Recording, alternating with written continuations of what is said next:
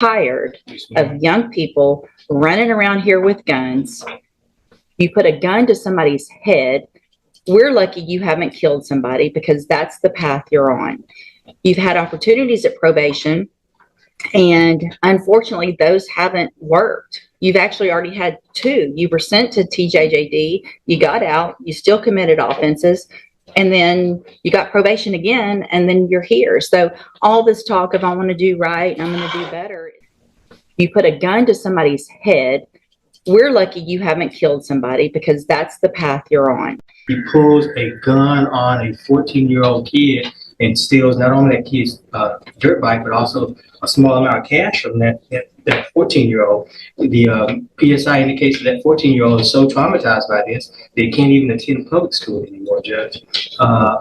When he was apprehended with that stolen dirt bike, there was a vehicle associated with this defendant. And in that vehicle were other subjects who had 4 firearms in that vehicle, Judge. And as if that was not bad enough, he goes on to brag about this criminal activity on social media. And if that wasn't bad enough, Judge, he goes on to taunt the victim of the UUMV on social media as well. Judge, he is youthful, I'll acknowledge that. He does not have any adult criminal history, Your Honor, I will acknowledge that. But Your Honor, what he has engaged in is beyond the pale. He needs prison time, in my opinion, Your Honor, and that's what we're asking this court to do. If somehow, in any way, shape, or form, the court's considering community supervision, we'd ask for shock probation, some prison time up front, and then shock him out on community supervision. Judge, again, this is just beyond the pale. And I think the PSI speaks for itself. Thanks, Judge.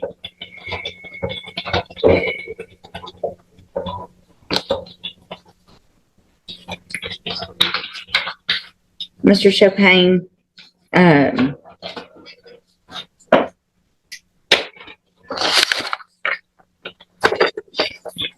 these cases for me with kids your age are so hard. And I have for a very long time tried very hard to give chances. But all of the guns and the riding around and I mean, so you're January 2019, you're put on January of 2019, you are put on probation, juvenile probation. You violated it 1, 2, 3, 4, 5, 6. On your 7th time to violate, they finally sent you to TJJD, right? 7 times you were given an opportunity. You go to TJJD.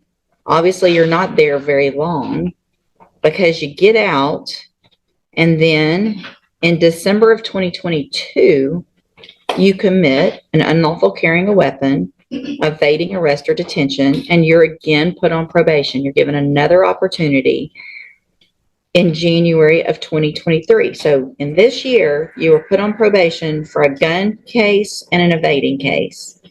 While you're on that probation, after you've been to TJJD, you commit these 3 offenses while you're on probation.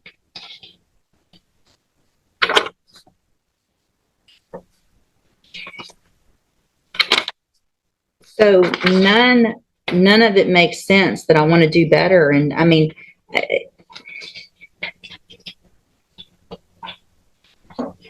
all this riding around with guns and masks and stealing, and it's just crazy. It's just crazy. Go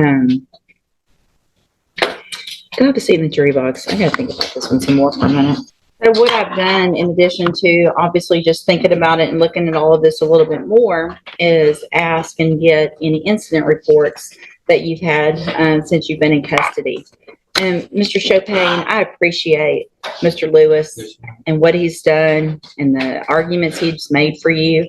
And like I said before, it really kills me to what I feel like I have to do to you young people. But we are in Jefferson County tired of young people running around here with guns. You put a gun to somebody's head. We're lucky you haven't killed somebody because that's the path you're on. You've had opportunities at probation, and unfortunately, those haven't worked. You've actually already had 2. You were sent to TJJD, you got out, you still committed offenses, and then you got probation again, and then you're here. So all this talk of I want to do right and I'm going to do better is just a bunch of baloney. The way you can't follow the rules in jail shows me same pattern. You can't follow the rules. So at this time, in cause number 23 DCCR 0993, I'm going to find sufficient evidence to find you guilty, and at this time find you guilty of unauthorized use of a vehicle. I'm going to sentence you to a term of 2 years in the state jail prison. You will receive credit on that sentence for any time that you've been in custody that the law gives you the right to receive. In cause number, and these were all just open. So in cause number 23, DCCR 0991, I'm going to find sufficient evidence to find you guilty, and at this time find you guilty of evading arrest or detention with the use of a vehicle. I'm going to sentence you to a term of 10 years in the institutional division of the Texas Department of Corrections. You will receive credit on that sentence for any time that you've been in custody that the law gives you the right to receive.